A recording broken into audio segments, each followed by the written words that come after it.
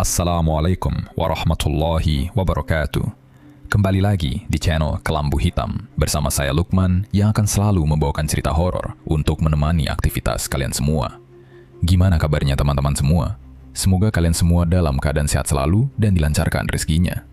Kali ini saya akan membawakan kisah yang sangat mengerikan berjudul Kiriman Santet Sarang Demit. Seperti apakah ceritanya? Tanpa perlu lama lagi, mari kita masuk ke ceritanya. Namun sebelum itu, dukung channel ini dengan menekan tombol subscribe dan aktifkan lonceng notifikasinya agar tak ketinggalan cerita horor lainnya. Selamat mendengarkan. Cerita ini bermula pada tahun 1993 di sebuah wilayah bernama Desa Gringsing. Desa ini cukup sepi dengan jalanan tanah yang selalu berdebu saat musim kemarau datang. Di desa tersebut tinggal seorang gadis yang baru berusia 16 tahun bernama Marisa. Wajah Marisa sangat cantik dan kulitnya bersih, membuat banyak orang sering memanggilnya kembang desa. Namun kecantikan itu berbanding terbalik dengan kehidupan ekonominya yang sangat sulit. Bapak dan ibu Marisa hanyalah petani biasa yang penghasilannya hanya cukup untuk makan sehari-hari. Keadaan tersebut memaksa Marisa harus mengubur keinginannya dalam-dalam. Ia tidak dapat melanjutkan sekolah ke tingkat menengah atas karena kedua orang tuanya tidak memiliki biaya. Marisa akhirnya memilih untuk diam di rumah dan membantu bapak serta ibunya bekerja di ladang. Kehidupan sederhana Marisa tiba-tiba berubah menjadi sebuah kejadian yang sangat menyedihkan. Suatu sore setelah pulang dari ladang, bapak dan ibu Marisa mendadak sakit parah secara bersamaan. Tubuh mereka menggigil sangat hebat dan mengeluarkan keringat dingin yang membasahi seluruh pakaian. Keduanya hanya bisa terbaring lemas di atas kasur tipis dengan napas yang terasa sangat berat. Kejadian itu berlangsung sangat cepat tanpa ada tanda-tanda sebelumnya. Dalam waktu 3 hari saja, bapak dan ibu Marisa akhirnya meninggal dunia secara berurutan. Kematian mereka berdua membuat seluruh warga desa merasa kebingungan. Tidak ada satupun orang yang mengetahui penyakit apa yang sebenarnya menyerang kedua orang tua Marisa. Marisa hanya bisa menangis melihat bapak dan ibunya dikuburkan, menyadari bahwa kini ia benar-benar sendirian tanpa orang tua. Karena tidak memiliki tempat tinggal lain, Marisa akhirnya pindah ke rumah neneknya yang berada di pinggiran desa. Warga sekitar selalu memanggil neneknya dengan nama Simbok Narti. Pada masa lalu, Simbok Narti pernah bekerja sebagai dukun bayi yang selalu membantu perempuan desa saat melahirkan. Namun pekerjaan itu sudah lama ditinggalkan karena usianya yang semakin menua. Sekarang Simbok Narti mencari nafkah dengan cara membuat dan menjual makanan tradisional bernama getuk singkong. Sejak tinggal bersama neneknya, Marisa selalu bangun pagi saat langit masih sangat gelap. Ia membantu Simbok Narti merebus singkong, menumbuknya sampai benar-benar halus, lalu mencampurnya dengan gula merah. Setelah getuk itu selesai dibuat, Marisa menatanya di atas tampah bambu untuk dijual berkeliling kampung setiap harinya. Meskipun Simbok Narti hanya seorang penjual getuk, warga desa Gringsing sebenarnya sangat segan kepadanya. Mereka selalu menjaga jarak dan menjaga ucapan saat kebetulan berpapasan dengan perempuan tua tersebut. Para sesepuh desa sudah lama mengetahui bahwa Simbok Narti bukanlah orang sembarangan. Perempuan itu dipercaya memiliki ilmu kanuragan yang sangat tinggi dan berbahaya. Tidak hanya itu, warga juga sangat meyakini bahwa Simbok Narti dijaga oleh sebuah khodam bernama Nyai Srini. Sosok khodam itu berwujud seorang penari tradisional yang memiliki wajah sangat cantik. Namun di balik kecantikannya, Nyai Srini dikenal sebagai makhluk gaib yang sangat kejam. Khodam itu tidak akan segan-segan melukai siapa saja yang berani mengganggu ketenangan Simbok Narti. Suatu pagi, di dapur yang dipenuhi asap kayu bakar, Simbok Narti sedang mengaduk adonan singkong. Marisa duduk di sebelahnya, sibuk membungkus getuk dengan daun pisang. "Nduk, wajahmu itu ayu banget. Simbok cuma mau ngingetin, kamu harus hati-hati sama laki-laki di kampung sini," ucap Simbok Narti sambil terus menatap Marisa. Marisa menoleh sebentar, lalu tersenyum kecil. "Ah, Simbok ini mikirnya kejauhan. Marisa keliling cuma buat jualan getuk, Bo. Gak ada waktu mikirin laki-laki atau niat pacaran. Simbok bukannya ngelarang kamu temenan, tapi kelakuan pemuda sini kadang suka sembarangan. Pokoknya kalau ada yang mulai macam-macam, kamu langsung lari pulang saja. Tambah Simbok Narti dengan nada tegas. Iya Mbok, Marisa bakal ingat pesannya Simbok. Marisa berangkat keliling dulu ya, mumpung masih pagi biar cepat laku. Jawab Marisa sambil mengangkat tampah bambu ke atas kepalanya. Kekhawatiran yang dirasakan oleh Simbok Narti ternyata benar-benar terjadi beberapa waktu kemudian. Kecantikan Marisa akhirnya menarik perhatian seorang pemuda bernama Andi. Andi adalah anak laki-laki dari seorang juragan kaya yang memiliki tanah paling luas di desa Gringsing. Sejak pertama kali melihat Marisa berjualan keliling, Andi merasa sangat tertarik dan mulai mengejarnya. Ia sering sengaja menunggu Marisa lewat di depan pos ronda atau mencegatnya di persimpangan jalan. Andi selalu memamerkan kekayaan bapaknya untuk menarik perhatian gadis tersebut. Namun, Marisa sama sekali tidak pernah menanggapi pemuda itu. Marisa berkali-kali menolak pendekatan Andi karena ia tidak menyukai sifat Andi yang sombong dan suka merendahkan orang lain. Berpindah dari suasana keseharian tersebut, suatu siang Andi kembali merencanakan usahanya. Andi sengaja keluar dari pekarangan rumahnya saat melihat Marisa sedang berjalan memanggul tanpa getuk. Ia langsung berdiri di tengah jalan untuk menghalangi langkah gadis tersebut secara paksa. Marisa, berhenti dulu dong. Kamu ini rajin banget jualan panas-panasan begini. Mending kamu jadi pacarku aja. Nanti semua kebutuhanmu aku yang bayar. Kata Andi sambil tersenyum lebar. Marisa menghentikan langkahnya dan membuang napas panjang. Ia merasa lelah diganggu terus-menerus. Mas Andi, tolong awas. Aku mau lewat, getukku masih banyak belum laku ini. Halah, kamu itu jual mahal banget jadi cewek. Kamu tahu sendiri kan bapakku siapa? Kalau kamu sama aku, hidup nenekmu juga bakal enak. Nggak usah susah bikin getuk lagi. Ucap Andi dengan suara yang mulai meninggi. Marisa menatap Andi dengan perasaan jengkel yang tertahan. Mas, aku beneran gak tertarik sama tawaranmu. Aku mending kerja capek daripada pacaran sama orang sombong kayak kamu. Tolong jangan ganggu aku lagi. Setelah mengucapkan kata-kata penolakan tersebut, Marisa langsung melangkah pergi begitu saja. Ia meninggalkan Andi yang masih berdiri kaku di tengah jalan berdebu.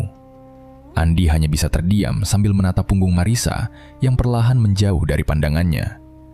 Wajah pemuda itu memerah karena menahan rasa malu dan marah yang meledak bersamaan.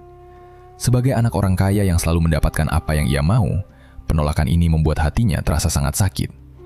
Sebagai anak juragan kaya yang terbiasa dituruti semua kemauannya, penolakan Marisa adalah sebuah penghinaan. Andi tidak mau menerima kenyataan bahwa gadis penjual getuk berani merendahkan dirinya. Ia merasa harus mencari cara agar Marisa tunduk kepadanya. Pikiran Andi tertuju pada jalan pintas yang sering dibicarakan orang secara sembunyi-sembunyi. Ia memutuskan meminta bantuan Mbah Karno, dukun ilmu hitam yang tinggal menyendiri di desa sebelah.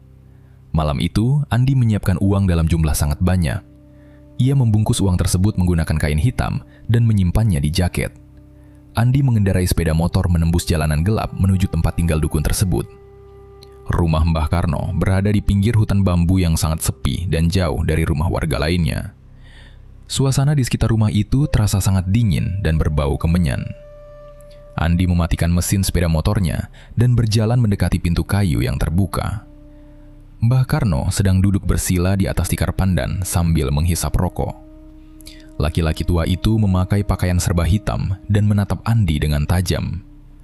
Andi langsung duduk di hadapan Mbah Karno dan meletakkan bungkusan kain berisi uang banyak itu di atas tikar. Ia sudah tidak sabar untuk segera mendapatkan keinginannya. Mbah, aku butuh bantuan malam ini juga. Ada perempuan yang berani nolak aku mentah-mentah, dan aku mau dia memohon-mohon jadi pacarku, kata Andi serius. Mbah Karno tersenyum miring, lalu menghembuskan asap rokoknya perlahan.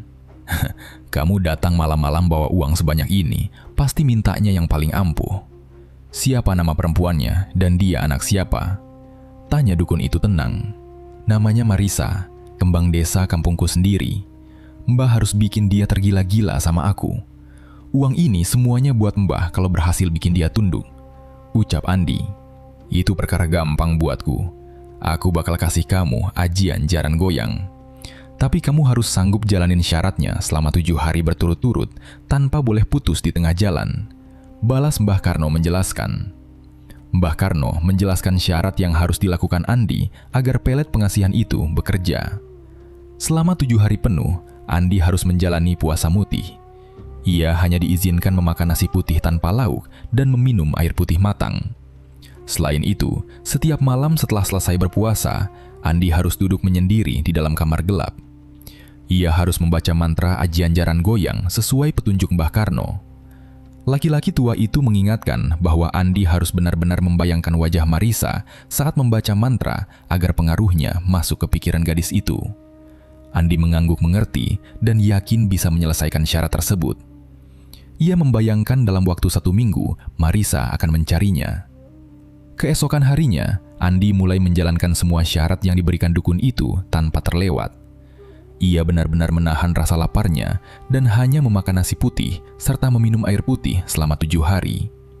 Saat malam tiba, Andi mengunci pintu kamarnya rapat-rapat, mematikan lampu, dan duduk bersila di tengah ruangan.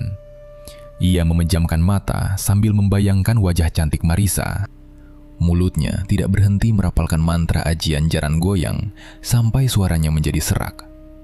Berhari-hari ia melakukan hal yang sama dengan keyakinan usahanya tidak sia-sia. Laki-laki itu rela menahan rasa lelah demi menundukkan gadis yang sudah merendahkan harga dirinya. Setelah hari ke-7 selesai, Andi merasa lega dan sangat percaya diri. Pada pagi hari setelah puasanya selesai, Andi sengaja menunggu di jalanan desa yang biasa dilewati Marisa saat berjualan getuk. Andi membayangkan Marisa akan tersenyum manis melihat kedatangannya.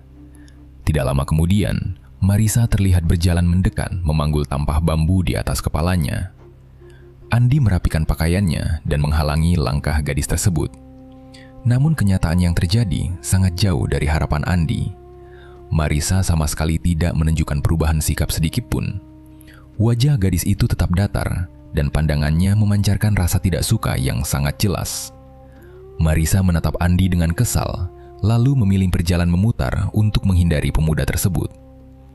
Gadis penjual getuk itu kembali mengabaikan Andi tanpa mengucapkan sepatah kata pun. Ia membiarkan Andi berdiri kebingungan di tengah jalan dengan perasaan hancur. Andi terkejut dan tidak percaya dengan kejadian di depan matanya. Ajian jaran goyang yang ia lakukan selama 7 hari ternyata tidak mempan sama sekali. Tidak ada tanda-tanda Marisa terpengaruh oleh ilmu gaib tersebut. Rasa kecewa dan malu seketika berubah menjadi kemarahan luar biasa. Andi mengepalkan tangannya kuat-kuat. Ia merasa ditipu mentah-mentah oleh Mbah Karno yang berjanji ilmu itu akan langsung bekerja. Tanpa berpikir panjang, Andi bergegas pulang mengambil sepeda motornya. Dengan napas memburu dan dada panas, Andi mengendarai sepeda motornya menuju rumah Mbah Karno di desa sebelah. Ia ingin meminta pertanggungjawaban dari dukun ilmu hitam itu. Setibanya di rumah Mbah Karno, Andi langsung masuk tanpa mengucapkan salam dan menunjukkan wajah marah. "Mbah, ilmu yang Mbah kasih itu nggak ada gunanya sama sekali. Marisa malah makin benci sama aku. Mbah ini niat bantu atau mau nipu aku aja ngambil uangku?" bentak Andi keras. Mbah Karno mengerutkan kening mendengar ucapan tersebut. Ia menyuruh Andi duduk, lalu membakar kemenyan di atas wadah tanah liat. "Kamu diam dan duduk yang tenang dulu. Jangan sembarangan nuduh orang tua. Aku bakal lihat ada apa dengan perempuan itu sampai ilmuku nggak bisa masuk ke badannya," ucap Mbah Karno pelan namun tegas. Laki-laki tua itu memejamkan mata dan mulai menerawang keadaan Marisa. Tidak lama, wajah Mbah Karno berubah pucat pasi. Tubuhnya sedikit bergetar dan keringat dingin keluar dari pelipisnya. Ia membuka mata seolah melihat sesuatu yang menakutkan. Berpindah dari ketegangan yang dialami Mbah Karno, Andi merasa kebingungan melihat wajah sang dukun. Mbah Karno menggelengkan kepalanya, lalu menggeser duduknya menjauhi Andi. Ilmu gaib sekuat apapun tidak akan mempan masuk ke badan Marisa. Dia dijaga sangat ketat sama hodam neneknya yang namanya Simbo Narti, ucap Mbah Karno dengan suara bergetar. "Terus Mbah nyerah begitu aja? Kasih aku pelet yang lebih kuat lagi," paksa Andi penuh amarah. "Aku gak berani cari mati berurusan dengan perempuan tua itu. Bawa pulang uangmu, aku gak mau bantu kamu lagi," tolak dukun tersebut tegas. Penolakan Mbah Karno membuat Andi semakin terpojok dan dipenuhi amarah. Keesokan harinya, Andi memanggil 2 orang teman premannya yang bernama Boneng dan Acil. Mereka bertiga berkumpul secara diam-diam di halaman belakang rumah Andi agar tidak ada orang yang curiga. Andi menceritakan kekesalannya dan mengajak mereka berdua untuk menculik kembang desa itu. "Kalian berdua bantu aku culik Marisa malam ini juga. Nanti aku bayar kalian mahal. Kita bawa dia ke gubuk kosong di tengah alas desa," ucap Andi sambil mengeluarkan beberapa lembar uang kertas yang cukup tebal. Boneng mengambil uang itu, lalu tertawa pelan melihat temannya yang sedang marah besar. "Beres urusan itu, Ndi. Tapi masa cuma dikasih uang doang?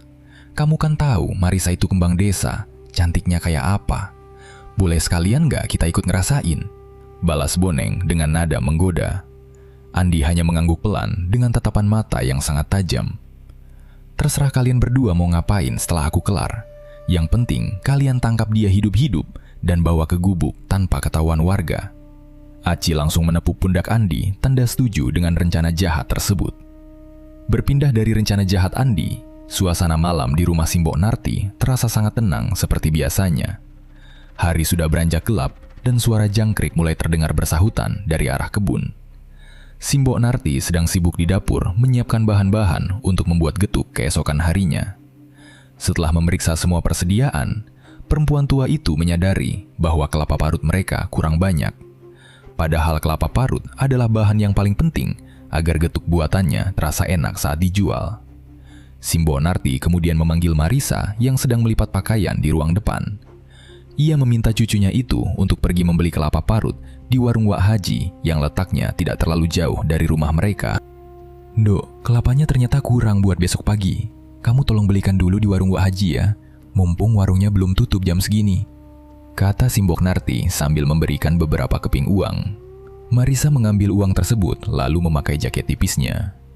"Iya Mbok, ini Marisa berangkat sekarang. Simbok tunggu di rumah aja, gak usah nungguin di luar biar gak masuk angin," jawab Marisa dengan suara lembut. Simbok Narti hanya mengangguk pelan melihat cucunya berjalan keluar rumah. Sebenarnya ada perasaan sedikit tidak enak di hati perempuan tua itu, tetapi ia membuang pikiran buruknya karena warung Wak Haji masih berada di sekitar pemukiman desa. Marisa berjalan sendirian melewati jalan desa yang sangat sepi dan minim penerangan. Angin malam berhembus cukup dingin mengenai wajahnya. Hanya ada beberapa lampu temaram dari rumah warga yang jaraknya saling berjauhan. Marisa mempercepat langkah kakinya agar bisa segera sampai di warung dan cepat pulang ke rumah. Ia sama sekali tidak menyadari bahwa di persimpangan jalan dekat semak-semak, Boneng dan Acil sudah menunggu kedatangannya. Kedua preman itu bersembunyi di balik pohon besar sambil terus mengawasi jalanan berdebu tersebut. Begitu melihat Marisa berjalan sendirian tanpa ada warga lain di sekitarnya, mereka langsung bersiap-siap melakukan tugas dari Andi. Saat Marisa berjalan melewati pohon besar tersebut, Boneng dan Acil langsung menyergap gadis itu dari arah belakang. Boneng membekap mulut Marisa dengan sangat kuat menggunakan kain kotor yang bau tanah. Sementara itu, Acil memegang kedua tangan Marisa dan memelintirnya ke belakang agar gadis itu tidak bisa memukul atau lari.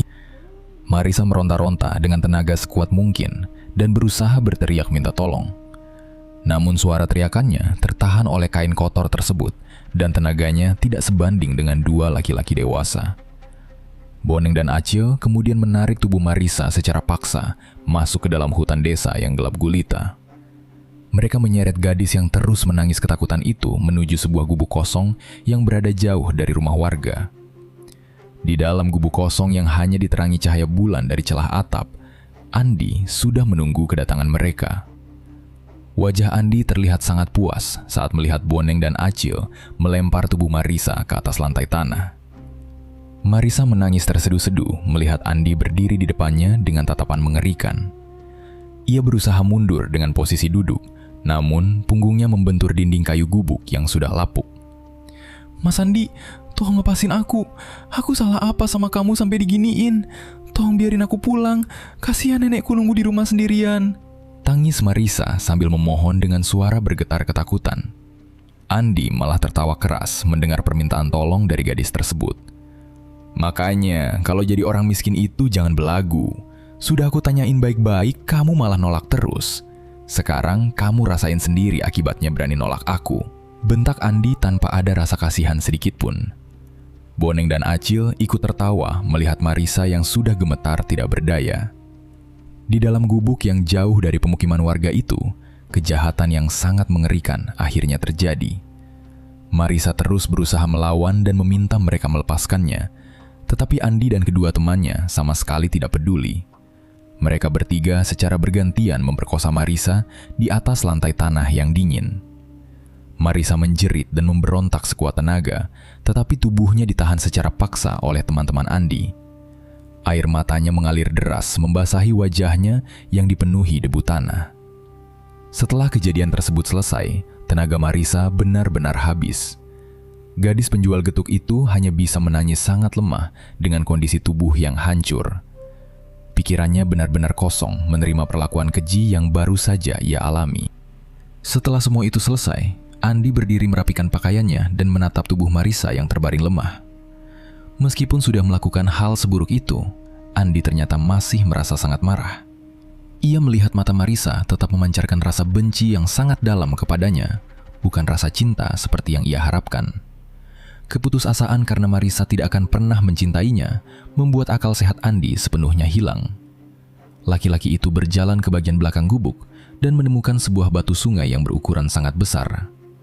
Ia mengangkat batu berat tersebut dengan kedua tangannya dan berjalan kembali mendekati Marisa. Tanpa ada keraguan sedikitpun, Andi membenturkan batu besar itu berkali-kali ke kepala Marisa. Marisa tewas seketika di dalam gubuk bambu itu setelah kepalanya dihantam batu oleh Andi. Darah segar mengalir deras membasahi tanah kering tempat gadis itu terbaring. Melihat darah yang keluar sangat banyak dan tidak berhenti, Andi, Boneng, dan Acil mendadak tersadar dari amarah mereka. Kepanikan langsung menyergap ketiga pemuda tersebut karena takut perbuatan keji mereka diketahui oleh warga desa. Dengan tangan gemetar dan napas memburu, mereka bertiga segera mencari batang kayu seadanya untuk menggali lubang di bagian belakang gubuk kosong itu. Malam itu juga, jasad Marisa diseret dan dimasukkan ke dalam lubang tanah berukuran kecil. Mereka menguburkan jasad gadis itu secara asal-asalan, tanpa upacara apapun. Setelah meratakan tanah kuburan itu dan menumpuknya dengan dedaunan kering, mereka bertiga berlari meninggalkan kawasan hutan dan kembali ke rumah masing-masing dalam keadaan ketakutan luar biasa. Keesokan harinya, sinar matahari pagi mulai menyinari desa Gringsing, tetapi Marisa belum juga kembali ke rumah. Simbok Narpi merasa sangat cemas karena cucu satu-satunya itu tidak pernah pulang terlambat atau menginap di luar rumah. Perempuan tua itu segera mematikan tungku api di dapurnya dan membiarkan adonan getuknya terbengkalai. Ia mulai berjalan mengelilingi seluruh area desa untuk mencari keberadaan Marisa.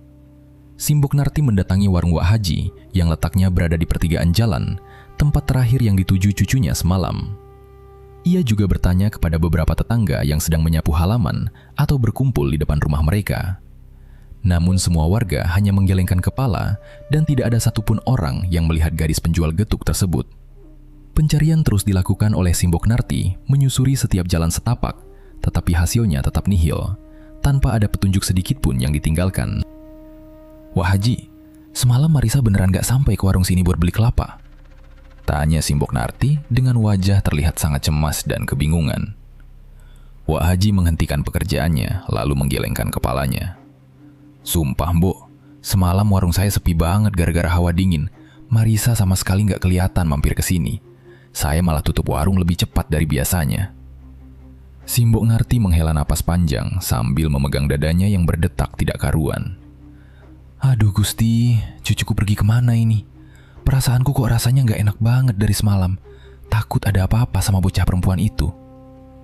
"Mending Mbok minta tolong bapak-bapaknya nanti malam jadwal ronda buat bantu nyari ke arah kebun bambu.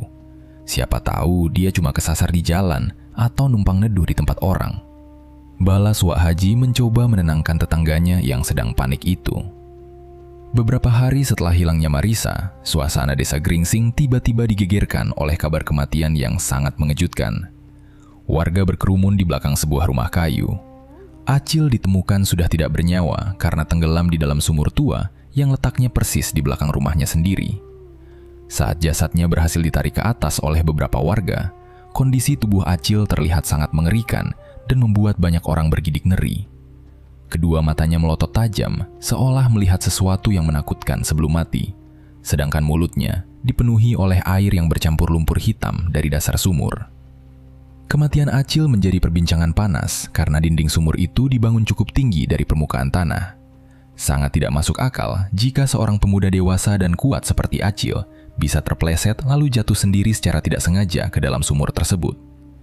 Berita kematian Acil yang tidak wajar itu dengan cepat sampai ke telinga Boneng.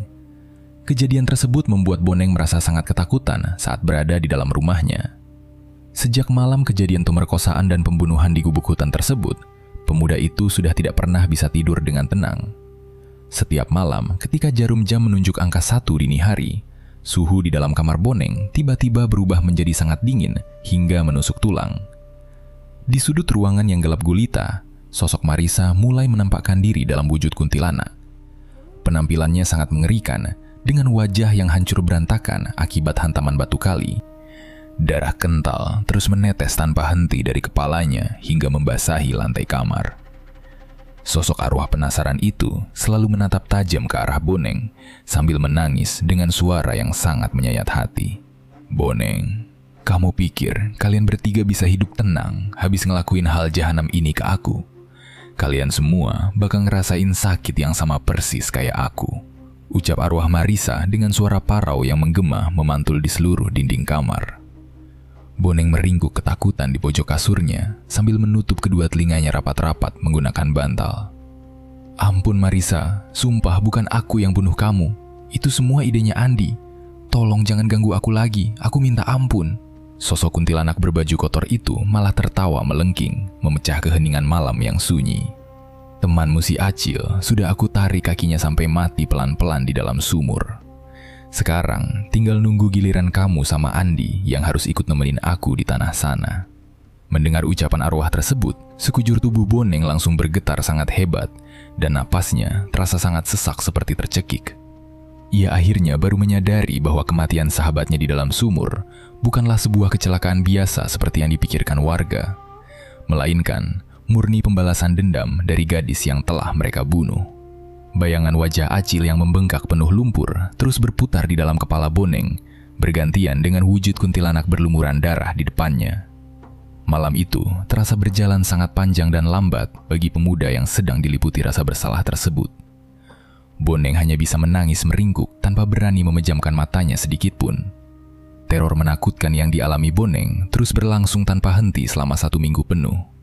Setiap malam tiba, pemuda itu sama sekali tidak berani memejamkan matanya walau hanya sebentar.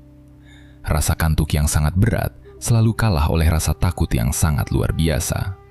Setiap kali jarum jam mendekati angka 1 dini hari, bayangan wajah Marisa yang hancur dan berlumuran darah selalu muncul di sudut kamarnya. Kondisi fisik Boneng semakin hari semakin memburuk. Wajahnya menjadi sangat pucat, matanya cekung dengan lingkaran hitam yang sangat tebal, dan tubuhnya terlihat sangat kurus karena ia sama sekali kehilangan nafsu makan. Suara tangisan kuntilanak dan ancaman arwah Marisa terus berputar di dalam kepalanya secara berulang-ulang. Kematian Acil yang sangat mengenaskan di dalam sumur membuat Boneng sadar bahwa ancaman arwah tersebut bukanlah sebuah gertakan kosong. Pemuda itu akhirnya merasa batas kemampuannya sudah habis, dan ia merasa tidak sanggup lagi menghadapi gangguan gaib tersebut sendirian di dalam rumah. Karena sudah benar-benar putus asa dan ketakutan, Boneng memutuskan untuk keluar dari kamarnya dan mencari pertolongan. Pada suatu sore hari yang mendung, ia berjalan dengan langkah gontai menuju rumah pamannya yang bernama Om Nandar. Om Nandar adalah seorang sesepuh desa yang sangat dihormati oleh warga sekitar. Pria parubaya itu dikenal rajin beribadah dan mempunyai ilmu batin yang cukup kuat untuk mengobati orang sakit atau mengatasi gangguan makhluk halus. Setibanya di rumah sang paman, Boneng langsung masuk ke ruang tamu dan menjatuhkan tubuhnya di atas lantai semen. Ia menangis sejadi-jadinya sambil memeluk kedua lutut Om Nandar yang saat itu sedang duduk bersila meminum kopi. Tubuh Boneng bergetar sangat hebat seperti orang yang sedang kedinginan, membuat pamannya merasa sangat terkejut dan kebingungan melihat keponakannya datang dalam keadaan sekacau itu. "Om, tolongin aku. Aku beneran gak kuat lagi dihantui terus tiap malam. Tolong ampunin kesalahanku, Om. Aku takut mati kayak Acil," isak Boneng dengan suara terputus-putus karena tangisannya yang semakin kencang. Om Nandar meletakkan gelas kopinya di atas meja dan menatap tajam ke arah Boneng. "Kamu ini kenapa datang-datang langsung nangis minta ampun sampai gemetar begini? Coba tenang dulu, tarik napas panjang, baru ngomong yang jelas. Kamu habis bikin masalah apa di luar sana sampai ketakutan begitu?" tegur Om Nandar dengan nada tegas, namun masih menahan rasa penasarannya. Dengan napas yang masih tersengal-sengal, Boneng akhirnya menceritakan semua kejahatan yang telah ia lakukan. Boneng mengakui seluruh perbuatannya dari awal sampai akhir, tanpa ada satupun yang ditutupi. Ia bercerita bagaimana dirinya bersama Andi dan Acil merencanakan penculikan Marisa saat gadis itu sedang berjalan sendirian di jalan desa yang sepi. Boneng menjelaskan secara rinci saat mereka membawa Marisa secara paksa ke gubuk kosong di tengah hutan, lalu memperkosanya secara bergantian. Puncak ceritanya adalah saat Boneng melihat dengan mata kepalanya sendiri bagaimana Andi mengambil batu sungai yang besar dan memukulkannya berulang kali ke kepala Marisa sampai kembang desa itu meninggal dunia. Boneng juga menceritakan bahwa mereka bertiga menguburkan jasad Marisa secara asal-asalan di belakang gubuk pada malam itu juga untuk menghilangkan jejak kejahatan mereka. Mendengar pengakuan yang sangat keji tersebut, wajah Om Nandar seketika berubah menjadi merah padam karena menahan amarah yang luar biasa besar. Tangannya terkepal kuat hingga urat-uratnya menonjol, namun di saat yang bersamaan, ada rasa takut yang sangat jelas terpancar dari kedua matanya. Sebagai sesepuh yang sudah lama tinggal di desa Gringsing, Om Nandar mengetahui dengan pasti siapa sebenarnya Simbok Narti. Ia sangat mengerti bahwa nenek Marisa itu bukanlah orang biasa yang bisa diremehkan atau dilawan dengan mudah. Om Nandar menjelaskan kepada keponakannya bahwa tidak ada satupun orang pintar di desa tersebut yang sanggup menandingi kesaktian Simbok Narti. Pria paruh baya itu merasa sangat kecewa dan langsung menarik kakinya agar tidak disentuh oleh Boneng lagi. "Kamu itu beneran gila. Kamu tahu nggak siapa neneknya Marisa yang kamu bunuh itu? Simbok Narti itu orang paling sakti di kampung ini, Neng. Kalau dia sampai tahu cucunya mati di tanganmu, nyawamu pasti langsung melayang malam ini juga," bentak Om Nandar dengan suara bergetar karena menahan emosi. "Makanya aku kesini minta tolong Om buat bantuin aku. Om kan punya ilmu batin. Tolong lindungi aku dari arwahnya Marisa sama neneknya, Om. Aku nggak mau mati," mohon Boneng sambil terus menundukkan kepalanya di lantai ruang tamu. "Nggak bisa, aku nggak mau ikut campur urusan ini, dan aku beneran nggak berani cari masalah sama khodam penarinya Simbok Narti. Kamu datang sendiri ke rumahnya sekarang, ngaku semua kesalahanmu, dan minta ampun langsung sama neneknya. Itu satu-satunya jalan kalau kamu masih mau hidup," tolak Om Nandar mentah-mentah sambil menunjuk ke arah pintu depan rumahnya. Penolakan keras dari pamannya membuat Boneng kehilangan seluruh sisa harapannya. Ia menyadari bahwa tidak ada tempat lagi untuk bersembunyi atau meminta perlindungan di desa tersebut. Mengingat sahabatnya yang sudah meninggal dan teror malam yang semakin parah, Boneng akhirnya tidak memiliki pilihan lain selain menuruti perintah Om Nandar. Pada malam hari itu juga, dengan sisa tenaga yang ada dan langkah kaki yang terasa sangat berat, Boneng berjalan kaki menuju rumah Simbok Narti yang letaknya berada di bagian ujung desa. Suasana jalanan saat itu sangat sepi dan udara malam terasa jauh lebih dingin dari malam-malam sebelumnya. Angin berembus pelan menggerakkan dedaunan pohon bambu, menciptakan suara gesekan yang membuat perasaan Boneng diselimuti oleh ketakutan yang sangat mendalam. Sesampainya di halaman depan rumah Simbok Narti, Boneng melihat perempuan tua itu sedang duduk diam sendirian. Simbok Narti duduk di atas balai bambu yang terletak di teras rumahnya yang hanya diterangi oleh lampu minyak. Pandangan mata perempuan tua itu terlihat kosong menatap halaman, menyiratkan kesedihan yang sangat berat karena kehilangan cucu satu-satunya. Melihat kedatangan Boneng yang berdiri gemetar, Simbok Narti hanya menggeser posisi duduknya dan mempersilakan pemuda itu untuk masuk ke dalam rumah. Tidak ada ucapan salam atau sapaan yang keluar dari mulut Simbok Narti. Ia hanya menunjuk ke arah ruang tamu dengan gerakan tangannya. Setelah melangkah perlahan masuk ke dalam rumah yang berbau kemenyan tersebut, Boneng langsung menjatuhkan tubuhnya ke lantai kayu. Pemuda itu bersujud dan berlutut tepat di hadapan kaki Simbok Narti yang baru saja duduk di kursi tuanya. Tangis Boneng kembali pecah memecah keheningan di dalam rumah tersebut. Sambil terus menundukkan kepalanya, Boneng menceritakan semua kejadian mengerikan di gubuk hutan. Ia menceritakan proses penculikan, kejadian pemerkosaan, hingga detik-detik Andi membunuh Marisa menggunakan batu besar. Boneng menceritakan semuanya dengan sangat jelas, sambil terus memohon ampunan berkali-kali. Sementara itu, Simbok Narti mendengarkan seluruh pengakuan panjang tersebut tanpa memberikan jawaban sepatah kata pun. Matanya mendelik tajam menatap Boneng yang terus gemetar memohon ampunan. Tiba-tiba saja, udara di dalam ruangan itu berubah menjadi sangat dingin hingga terasa menusuk tulang. Hawa dingin tersebut datang secara tidak wajar dan membuat bulu kuduk Boneng langsung berdiri tegap. "Mbok, tolong jangan diam terus begini. Aku tahu perbuatanku beneran jahanam, tapi aku mohon ampun, Mbok. Mending Mbok panggil warga kampung sini buat mukulin aku sampai babak belur nggak apa-apa. Asalkan aku nggak disuruh mati nyusu acil." Tangis Boneng dengan suara sengau sambil meremas ujung tikar. Simbok Narti sama sekali tidak merespons permohonan pemuda tersebut. Ia hanya menarik kakinya menjauh agar tidak disentuh oleh Boneng. Tepat setelah itu, dari sudut ruangan yang paling gelap, muncul sebuah kabut putih tipis yang berbau sangat anyir seperti darah segar. Kabut itu perlahan-lahan berubah wujud menjadi sosok perempuan yang memakai pakaian penari tradisional. Sosok gaib tersebut adalah Nyai Srini, khodam penjaga milik Simbok Narti, yang akhirnya menampakkan diri secara nyata. Wajah Nyai Srini memang terlihat sangat cantik, tetapi kedua matanya berwarna merah menyala dan memancarkan aura membunuh yang sangat kuat. Tanpa membuang waktu, penari gaib itu langsung menatap Boneng dan mengulurkan tangan kanannya dari kejauhan.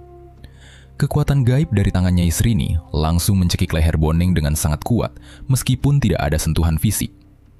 Tubuh pemuda itu seketika terangkat ke udara sejauh setengah meter dari lantai rumah. Boneng meronta-ronta dengan sangat panik sambil memegangi lehernya sendiri yang terasa seperti diikat oleh kawat baja yang tidak terlihat.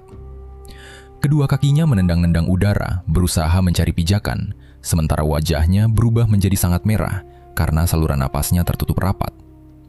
Ia mencoba berteriak minta tolong, tetapi tidak ada satupun suara yang bisa keluar dari tenggorokannya.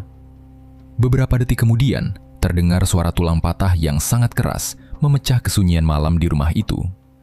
Leher Boneng patah akibat cekikan gaib tersebut, dan tubuhnya langsung jatuh berdebum ke atas lantai kayu. Boneng tewas seketika di ruang tamu dengan kondisi mata terbelalak nyeri.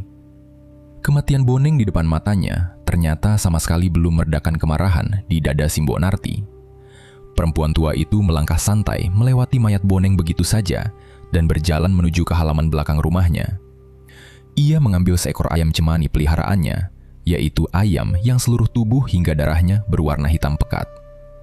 Malam itu juga, Simbok Narti langsung mempersiapkan sebuah ritual pembalasan dendam yang jauh lebih mengerikan untuk pembunuh utama cucunya. Ia duduk bersila di atas tanah basah di tengah halaman yang gelap gulita sambil memegang sayap ayam cemani tersebut. Dari mulutnya, terdengar gumaman pelan namun cepat saat ia mulai membaca mantra ireng. Mantra itu adalah sebuah ajian ilmu hitam tingkat tinggi yang khusus digunakan untuk memanggil ribuan demit dari sebuah tempat gaib bernama Alas Ireng. Syarat untuk menyempurnakan ritual mantra ireng itu tidaklah mudah dan sangat menjijikan bagi manusia biasa. Simbok Narti mendekatkan ayam cemani yang masih hidup dan meronta-ronta itu tepat ke depan wajahnya. Tanpa ada keraguan sama sekali, perempuan tua itu membuka mulutnya lebar-lebar dan langsung menggigit leher ayam hitam tersebut menggunakan giginya. Darah segar menyemprot keluar, membasahi wajah keriput dan pakaian yang ia kenakan. Simbok Narti mengunyah daging leher ayam itu dan meminum darahnya secara hidup-hidup dengan sangat rakus sampai ayam tersebut berhenti bergerak. Tepat setelah ritual memakan ayam itu selesai dilakukan, angin malam mendadak berhembus sangat kencang menyapu seluruh halaman rumahnya. Suara gemuruh langkah kaki yang sangat banyak terdengar bergemuruh dari arah hutan desa.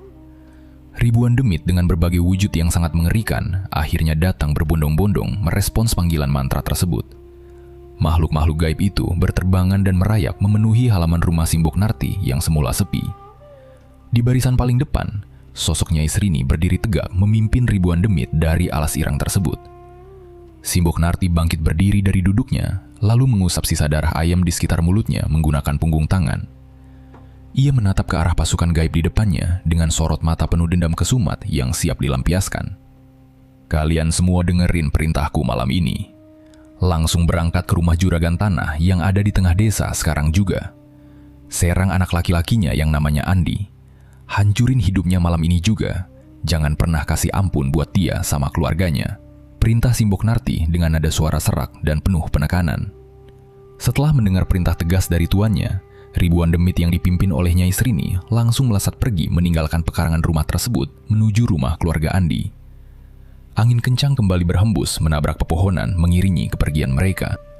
Sementara itu, pada waktu yang persis sama, kejadian aneh mulai merasuki rumah besar milik juragan desa. Andi yang saat itu sedang rebahan santai di atas kasur kamarnya, perlahan merasakan udara yang berubah menjadi sangat panas dan membuat dadanya sesak.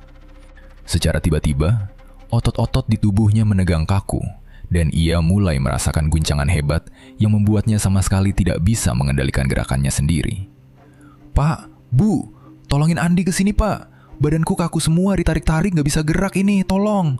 Jerit Andi sekuat tenaga dari dalam kamarnya saat kekuatan gaib itu mulai menguasai seluruh tubuhnya. Matanya melotot menatap atap kamar, sementara kedua tangannya mencengkeram spray kasur dengan sangat kuat. Belum sempat ia berteriak meminta pertolongan, sebuah kekuatan gaib yang tidak terlihat langsung mengangkat tubuh pemuda itu tinggi-tinggi.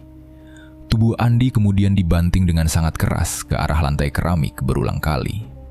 Suara rintihan kesakitan Andi terdengar sangat nyaring memecah kesunyian rumah besar tersebut. Bapak dan Ibu Andi yang tertidur di kamar sebelah langsung terbangun karena kaget mendengar suara ribut itu. Mereka segera berlari mendobrak pintu kamar anak mereka dan menjerit ketakutan melihat keadaan di dalam sana. Keduanya tidak berani mendekat karena tubuh Andi terus terlempar ke arah dinding kamar oleh kekuatan yang tidak bisa dilihat oleh mata manusia.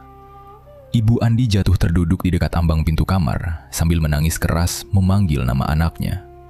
Ia mencoba merangkak maju untuk mendekati Andi, tetapi suaminya segera menahan lengan perempuan itu kuat-kuat. Bapak Andi tahu bahwa mereka berdua tidak akan mampu menolong anak laki-lakinya dari kejadian aneh tersebut.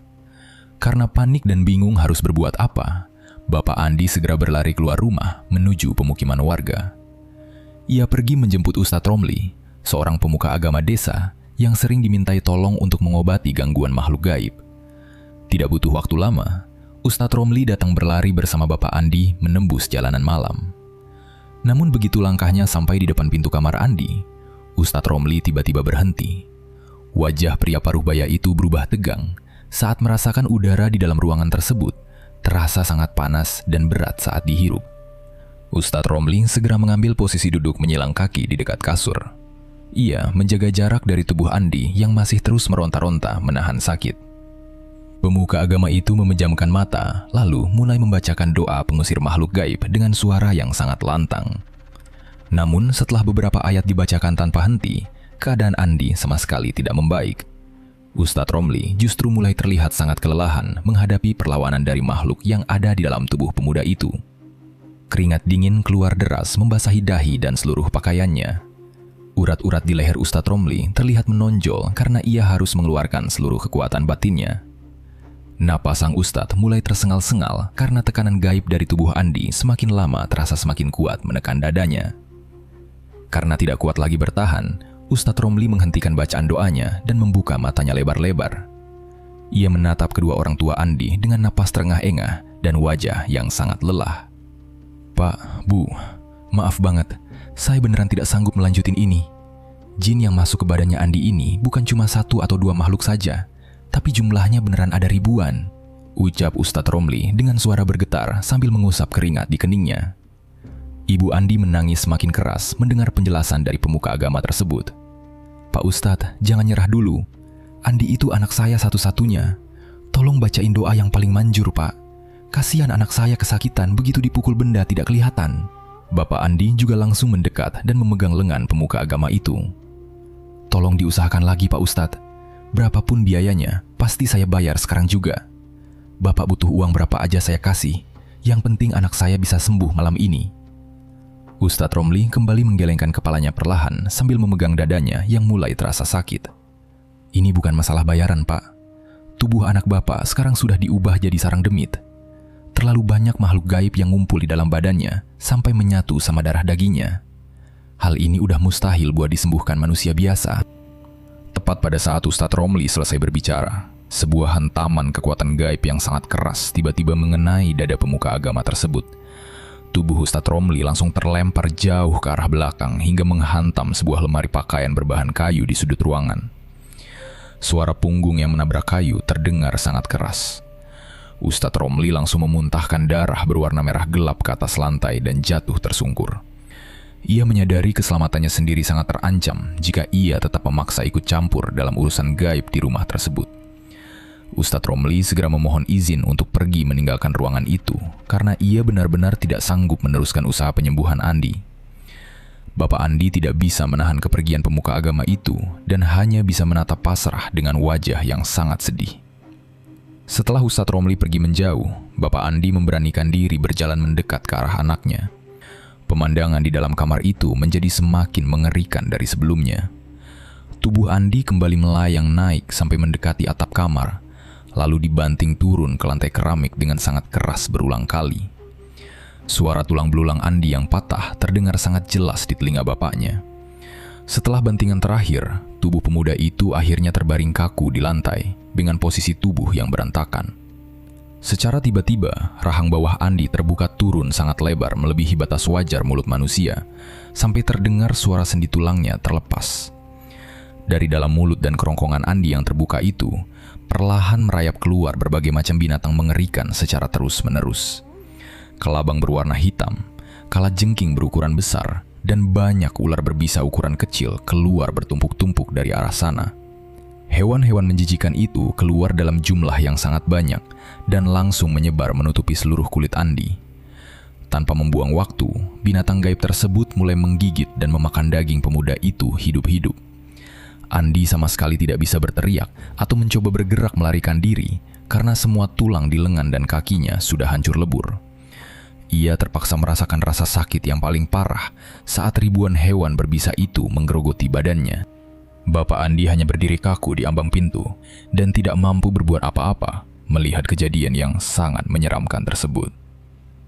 Pada malam yang kelam itu, Andi akhirnya meninggal dunia dalam keadaan yang menyiksa, membiarkan tubuhnya habis dimakan oleh makhluk penghuni alas ireng. Keesokan paginya, kabar kematian Andi menyebar sangat cepat ke seluruh penjuru desa Gringsing. Matahari baru saja terbit, tetapi puluhan warga sudah berkerumun dengan wajah panik di halaman rumah juragan tanah tersebut. Beberapa orang yang sempat melihat ke dalam kamar Andi berlari keluar sambil muntah-muntah. Mereka sama sekali tidak sanggup melihat kondisi tubuh pemuda itu. Tubuh Andi hanya menyisakan tulang belulang yang dikerubungi ribuan bangkai kelabang, kalajengking, dan ular berbisa. Kematian tidak wajar ini membuat suasana desa seketika berubah sangat tegang. Para sesepuh desa yang berkumpul mulai membicarakan rentetan kejadian aneh belakangan ini. Mereka menyambungkan hilangnya Marisa secara misterius, kematian Acil yang tenggelam di sumur, dan sekarang kematian Andi. Di tengah keramaian warga tersebut, salah satu tetangga Boneng maju ke depan barisan dengan wajah pucat. Ia memberitahu kerumunan warga bahwa Boneng juga tidak pulang ke rumahnya sejak semalam.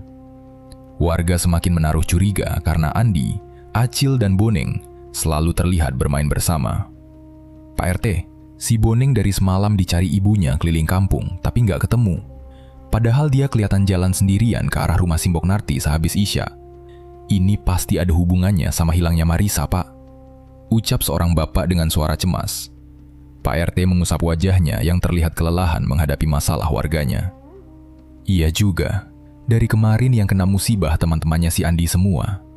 Kalau benar Boneng pergi ke rumah Simbok Narti semalam, kita lebih baik langsung ke sana sekarang buat nanya ada kejadian apa sebenarnya. Tanpa membuang waktu lebih lama, puluhan warga desa beserta sesepuh berjalan beriringan menuju rumah Simbok Narti. Mereka membawa balok kayu dan celurit untuk berjaga-jaga. Sesampainya di halaman rumah penjual getuk itu, suasana terasa sangat sepi dan aneh. Tidak ada aktivitas bersiap jualan sama sekali. Pintu kayu depan tertutup sangat rapat, sementara jendela depannya terkunci kuat dari dalam. Pak RT memanggil nama Simbok Narti berulang kali dari halaman luar, tetapi tidak ada jawaban balasan. Hawa di sekitar rumah itu terasa sangat dingin, meskipun matahari sudah bersinar terang. Merasa ada sesuatu yang tidak beres, beberapa pemuda bertubuh besar memutuskan mendobrak pintu depan rumah tersebut secara paksa. Setelah pintu kayu itu berhasil didobrak dan terbuka lebar, warga langsung berdesakan masuk menuju ruang tamu. Pemandangan di ruangan kecil itu membuat semua orang seketika menahan napas. Mereka menemukan tubuh Boneng tergeletak kaku di atas lantai dalam kondisi memprihatinkan. Mata pemuda itu melotot seolah melihat hal menakutkan dan lehernya patah ke arah belakang secara tidak wajar. Ibu Boneng yang ikut rombongan langsung menjerit sangat keras lalu pingsan melihat mayat anaknya.